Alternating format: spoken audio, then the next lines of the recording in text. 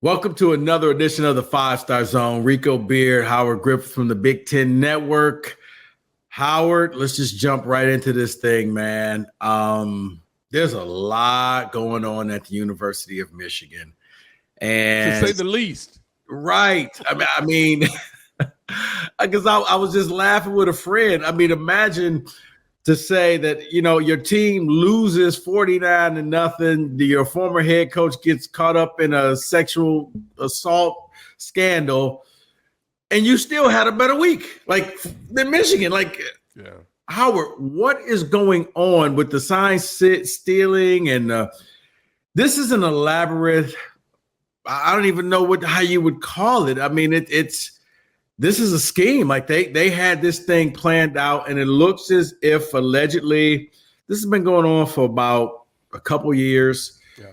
An independent firm has now said more than 40 games. They have a payroll. They got a budget for this. They have computers set up that are maintained and accessed by multiple Michigan coaches. When you see all of these things going on, I guess, what was your first reaction? Well, I think the initial reaction was, okay, so someone's stealing signs. I mean, this goes on, right? Initially, right? And I think every place has guys that are looking across the field, trying to break signs. That's nothing new in the game of football.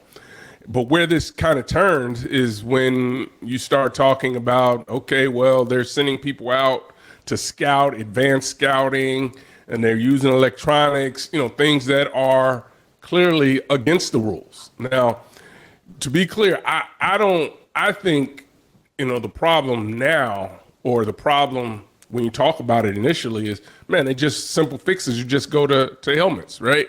But then there's some other legal issues there, as far as, I don't necessarily think it's all about money.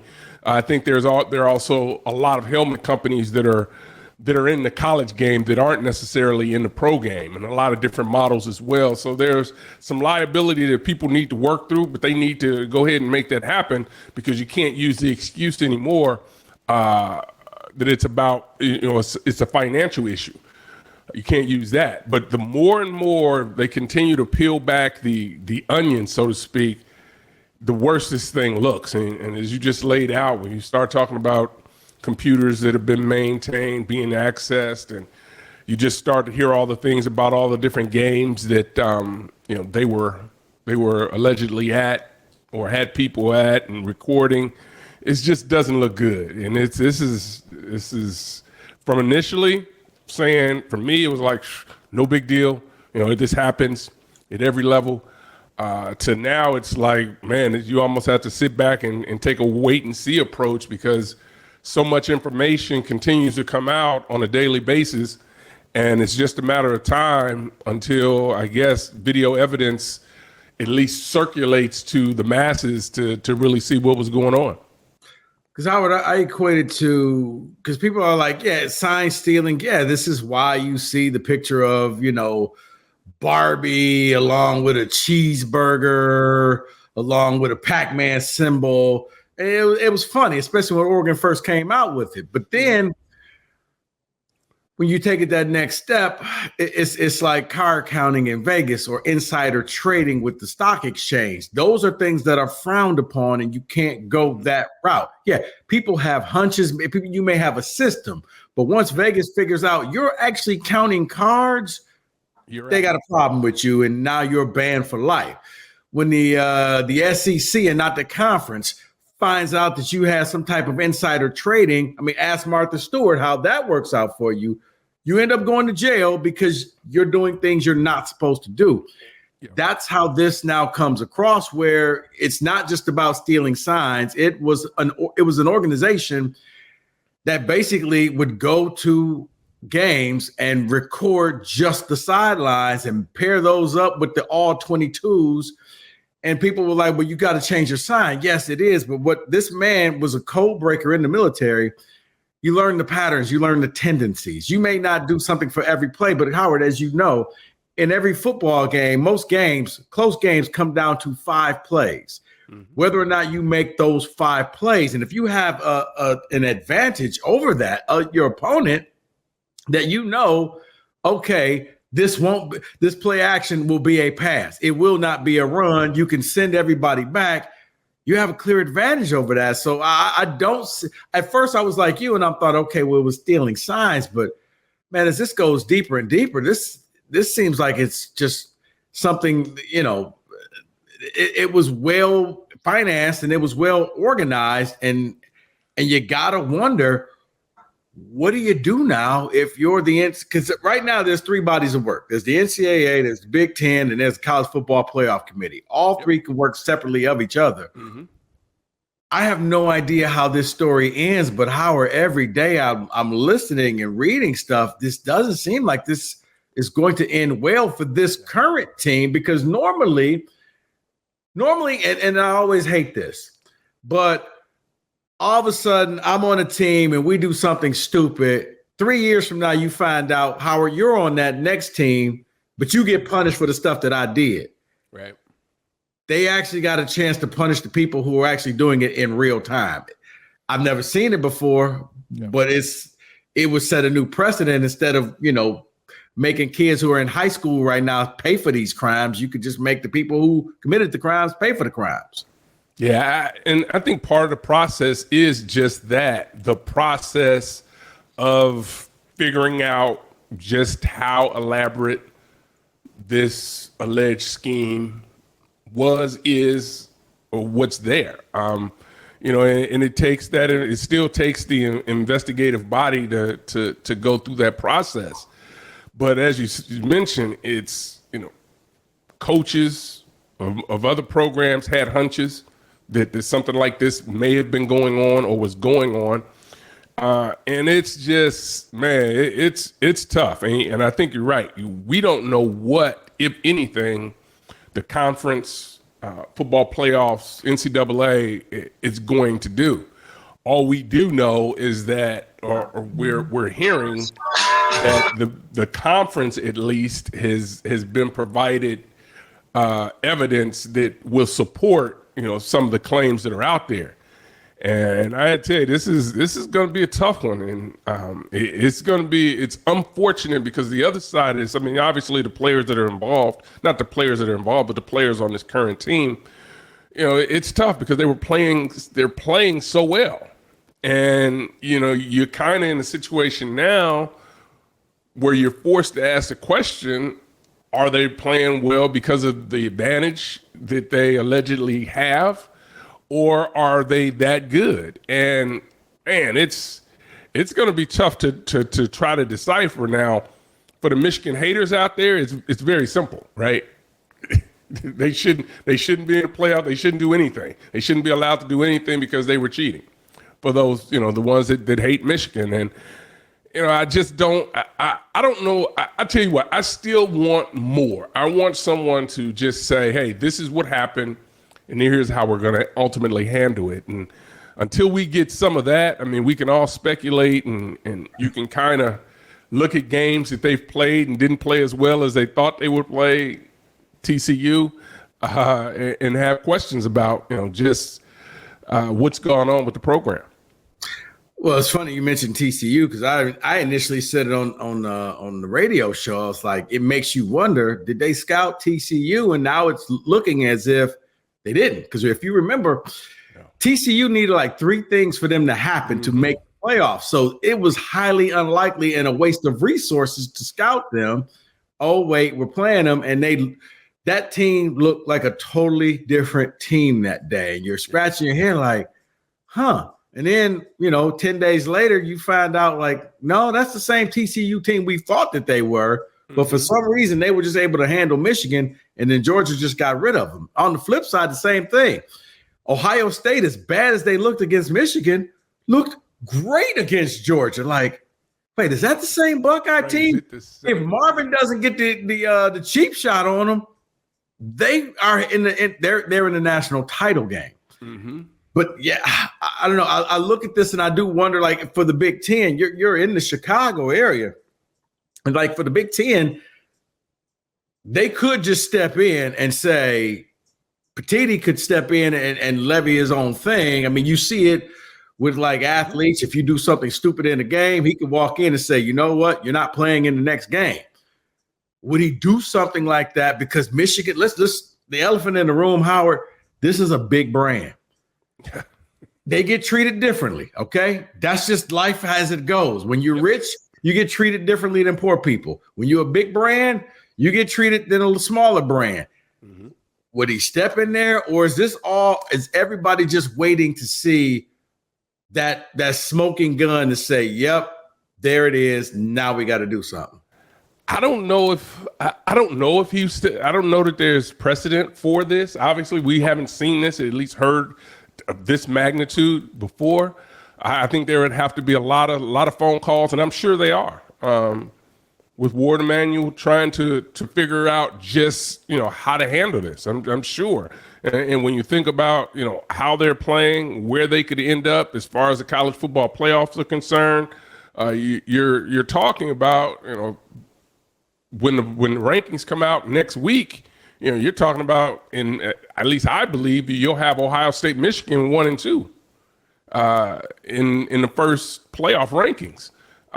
So there's just so much that's there that people have to figure out, that I'm just not sure what they ultimately will do out in Rosemont. I'm sure, like I said, I'm sure there are conversations going back and forth. I just don't know enough. And they have everything they need, I'm guessing. They have what they need. If they're still waiting for more stuff, that could be part of it as well. But this doesn't appear that it's going to end well when you think about Michigan and you think about just how big that brand is and what's ultimately going to, how it's going to play out. Well, the reason why I asked about the Big Ten is because Tony Petiti was the person who leveled the punishment for the Houston Astros and their scandal. That was collectively bargained, but he took it to the letter of the law. He took it as far as he could without breaking the collective bargaining agreement. That's why I was asking, like, is this something where he would step in and say, whoa, I got 4 teams coming in next year.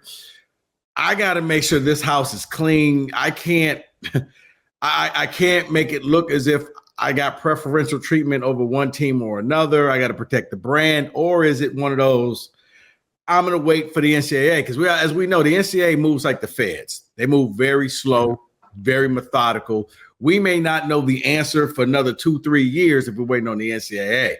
Heck, they just finished the whole Kansas basketball thing, and that came out years ago.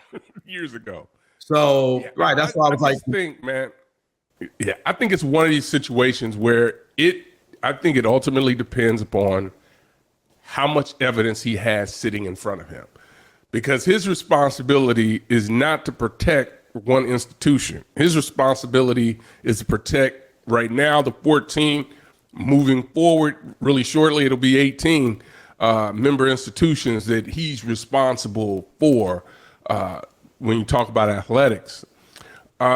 So he could do a lot. And it just, believe me, if we're hearing what's out there now, you have to assume that they have more information than we have and that they have already seen. So, could they be negotiating behind the scenes now? Sure, but we don't know. This is one of those things that then what we do know is that they broke the rules, right? I think everyone can agree that they broke the rules. Now the problem is, how far did they go? And what we're hearing doesn't sound good. No.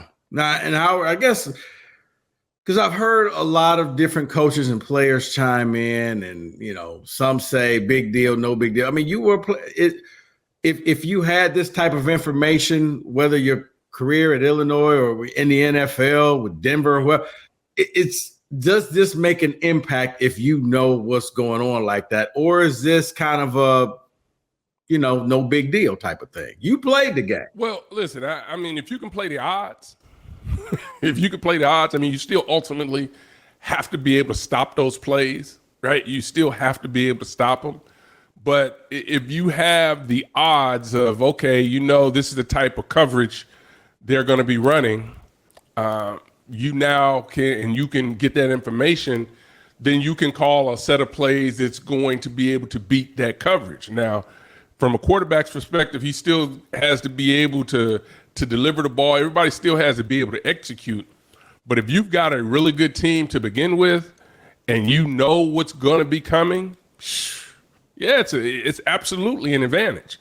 But you still have to be able to stop it. But I mean, I think back to when I was playing for the Panthers. We played the 49ers. I think they were coming off of, this is a really good 49er team. But we ran one particular play. I think we ran it 7 times in a row. It was called Power O. They couldn't stop it. They knew it was coming, but they still could not stop it. And it was the craziest thing, because we're laughing. We're like, dude, this is what we're running, but you can't stop it. So, I mean, there's still that element in that physicality that you have to be able to take the play away. But it's just more information and more knowledge that you may have, not necessarily as a player, but as a caller of those particular plays. You absolutely would have a distinct advantage knowing what's coming. The players, again, like I said, have to be able to execute it. But as a play caller, if you know what's coming, you're going to dial up the plays that are going to beat whatever coverage or whatever play that you have the tip on. Yeah, I mean, because like I said, I've heard people say, well, it's just minimal advantage that you gain. And I'm thinking, nah, it's almost like analytics in the shift in baseball, where you can send everybody over to this side of the field or put everybody on the left side or the right side to minimize the hits of going through. That baseball was like, no, we got to stop doing this. You guys, you know what? If you just got to be able to play ball, and you can't just use the numbers to your advantage like that. So yeah, that's when I see this. Now, I guess the other thing is, we're finding out more. It went from, the lone gunman of Connor Stallions to he had his buddies at the game. Ironically enough, I joked with somebody. I don't know if I said it to you last week, but I'm like, well, now that he's been suspended, he'll probably be at the Ohio State-Penn State game. Well, we found out they not only had tickets, but they had tickets on both sides of the field. Nice. Get the signals. They've been studying Ohio State for 8 games last year. Georgia for 5 games. Like, Howard, this costs some money, and this man is not making a ton. The fact that they went to the SEC championship game, which is not a cheap ticket, for the seats that they would need to do what they had to do. I mean, to me, I think what's the ultimate downfall is just going to be that whole follow the money. Where'd it come from? Because this is not a cheap operation. Yeah, and I think that's part of the investigation, where the money, can you tie the money back to Michigan? Can you tie it back to, I think ultimately they're trying to see how high up does it go? Who knew? Coach Harbaugh's come out and says he knew nothing about it. Now the challenge is, can you prove it, and how long does it take to be able to prove it? But as you mentioned, it takes some resources to be able to do some of the things that they were doing. And when you think about it, right? So you have defensive and offensive analysts that obviously, are there to help in programs. And I'm not talking specifically about Michigan at this point. And I'm talking about, NCAA period. I mean, football period. You have analysts that do advanced scouting. I mean, it's well known that that's why you have analysts to help break down film, and you just have more eyes seeing what's going on and how the program's running. But this, man, when you start talking about now having an advantage where you have all the information. I mean, we hear about it a lot sometimes. Playbooks get left. Right. Dummy playbooks have been left in hotels, knowing that, another program always sends someone through to look through the garbage, look through the rooms. This is something that people have been, looking for that advantage for a long time. And this just takes it to a whole nother level. And you wonder, is this something when you think about the magnitude of it, do other people do this? Which, is, you gotta wonder. You gotta wonder if you had the resources, can you do it? But I think the bad part of you're not pushing the line. You're not pushing the envelope. You are knowingly breaking the rules. And then to me, that's where the rubber meets the road and you have a problem and people have a problem with it. And exactly, I think that's where we are right now, because it's like you use this to an advantage. And now I guess when you look at it, if all these things turn out to be true, Howard, I mean, I guess, how do you handle this? Yeah. Is this a slap on the wrist? Man, that is the challenge. Yeah. Do we take stuff away from you? Do we tell you, you know what, as a child, go to your room. You're not playing in the playoffs this year, no matter what happens. Like, I think that's the thing, because this is all coming out. And as I've often said, things are never as good or as bad as they look. Mm-hmm. This looks horrible, but in the end, it may not be as bad. But, I'm paraphrasing. I was trying to find the actual quote, but, it was, ironically enough, it was Bo Schembechler, and I'm paraphrasing for you Michigan fans listening. But Bo basically said, if you're a leader, you're not allowed to use the excuse, well, I didn't know. I didn't know what was going on. You're ultimately accountable for this. And like I said, I'm paraphrasing. Even if you find out that Jim had no direct knowledge, how does this not fall on his lap, where it's like, but you're the CEO of this organization. If you didn't know, you should have known. And, when you see the sideline video where all of a sudden, Connor Stallings is making a hand signal and everybody else is making the same hand signal, you're like, this is organized. Like, I as the days progress, I'm finding it harder and harder to believe, Howard, that he just acted alone. It would be tough to imagine that, right? I mean, so when you say acting alone, clearly other people had to have known. I mean, just that one clip, with everyone pointing in, well, not everyone, but people pointing into the air after the sign comes in now, should be duly noted. I'm sure people have known that have looked at that clip. They scored a touchdown on that play. So you still got to be able to stop them. Right. And they didn't on that particular play. But I mean, when you go through saying, hey, I mean, according to the article in Sports Illustrated, he's talking about his relationship with Chris Partridge and Jay Harbaugh, where he's there, CP and Jay Harbs, like they got nicknames. Like, yeah, I gotta think that some people knew he went from kind of being, because I mean, think about it, a graduate assistant type person. How are you getting that much access on the sideline? Like, if you're on the sideline, you're normally at the end, away from the coach, where the coach is kind of looking at you like, who are you? Why are you talking to me right now, son? I don't even know who you are. This cat seated right next to the big wigs during the game, man. This is going to be difficult to explain. Yeah, I would say this. It's some grad assistants or GAs, are integral to programs, right? And some of the things that are going on and things that they're studying and prepping for. So I'm not willing to say because he was a GA or analyst that he couldn't have had a role on game day that would have placed him in that position. So I can see that as why people will point to that and say, hey, well, why is he here? He shouldn't even be here. He should be up in the booth or anywhere else. But why is he in the middle of the signal calling? Is it a stretch? I don't think so. But when you couple everything else together, then it's like, okay, well, I see why. But him being in that position alone doesn't give me reason for pause. It's just all the other things that are coming out.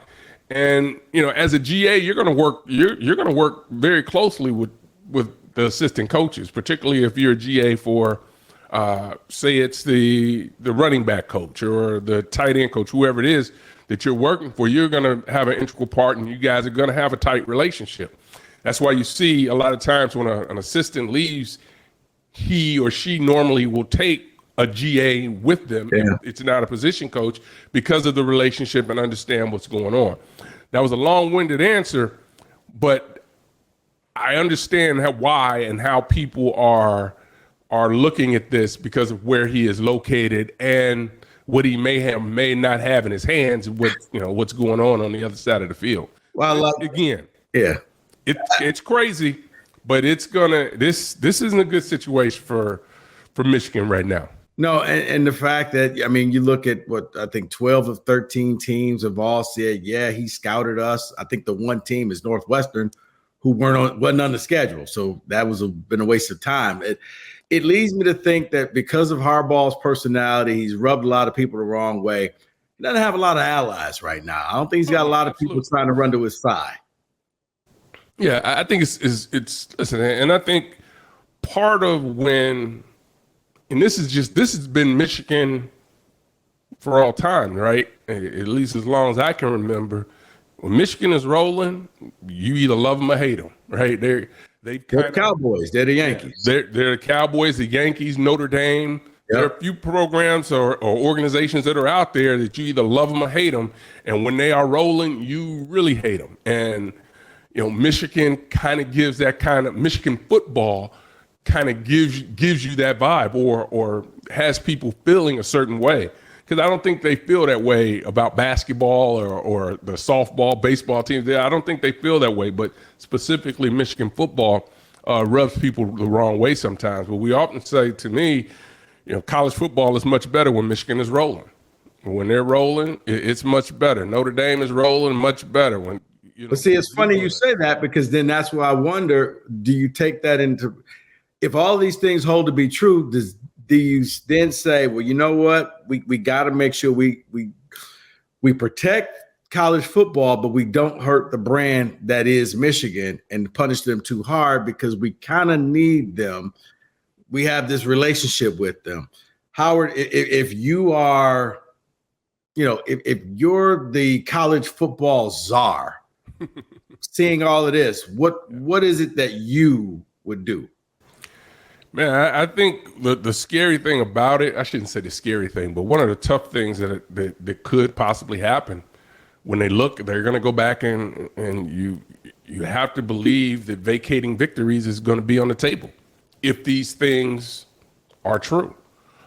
If they want to continue to, I don't know if they don't win the conference, that they're able to keep them out of the 14 playoff. I don't know enough about how much power resides in Rosemont to be able to hold a team, from participating, whether that's in a Big Ten championship, whether that's a bowl game or the playoffs. That's something that, I'm sure that they have figured out what they can and can't do at this particular point. And the legal side of it is also going to be involved, because you still have to have due process. So what does that look like?